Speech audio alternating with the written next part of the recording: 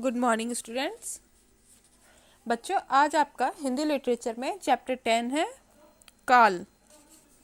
बच्चों, आपने इंग्लिश में टेंस पढ़े होंगे, हिंदी में उसी को काल कहा जाता है।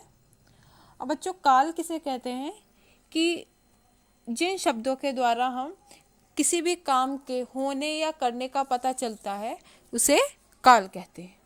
ओके बच्चों, तो इसकी परिभाषा है क्रिया के जिस रूप द्वारा उसके करने या होने के समय का पता चलता है उसे काल कहते हैं। बच्चों, काल को ही समय कहा जाता है। ओके, अब आपकी बुक में कुछ फोटो दी है एग्जाम्पल के तौर पर, जैसे सभी बच्चे प्रार्थना कर रहे हैं। सुबह 8 बजे ओजस्विता स्कूल गई थी। 3 घंटे बाद स्कूल की छुट्टी होगी। तो बच्चों, इसमें जो क्रिया है वो भी दिखाई है और समय के अनुसार, जैसे काल के 3 भेद होते हैं, वर्तमान काल, भूतकाल, भविष्य काल, और उन तीनों के अनुसार क्रियाएं हैं। तो जिससे पता चल रहा है कि ये कार्य किस समय में हो रहा है। सभी बच्चे प्रार्थना कर रहे हैं का मतलब है कि चल रहा है वो कार्य। तो ये वर्तमान काल है। और सुबह 8 बजे ओजस्विता स्कूल गई थी, यानी कि गई थी, ये कार्य हो चुका है, तो ये भूतकाल है।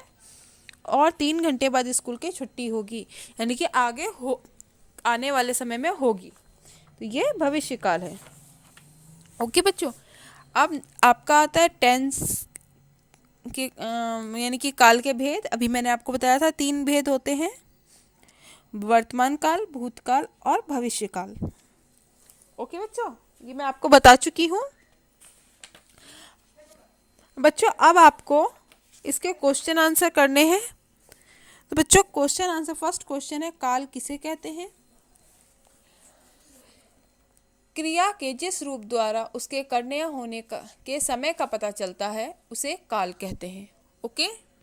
सेकंड है काल के कितने भेद बताए गए हैं? काल के 3 भेद बताए गए हैं, वर्तमान काल, भूतकाल और भविष्य काल। बच्चों, वर्तमान काल किसे कहते हैं? कि जिसमें कार्य हो रहा है। ओके, आपको बताया था। अब थर्ड क्वेश्चन है वर्तमान काल किसे कहते हैं? उदाहरण सहित बताइए। कर्ता द्वारा की गई क्रिया के जिस रूप द्वारा यह ज्ञात होता है कि कार्य हो रहा है या किया जा रहा है, यानी कि काम चल रहा है, उस समय को वर्तमान काल कहते हैं। जैसे राधिका सो रही है। ओके बच्चों। क्वेश्चन 4 है रमेश पढ़ने जाता था, यह वाक्य किस काल का है?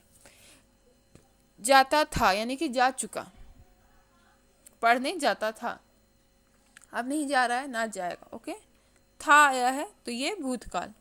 ओके बच्चों, ये आपके क्वेश्चन आंसर हैं चैप्टर 10 के।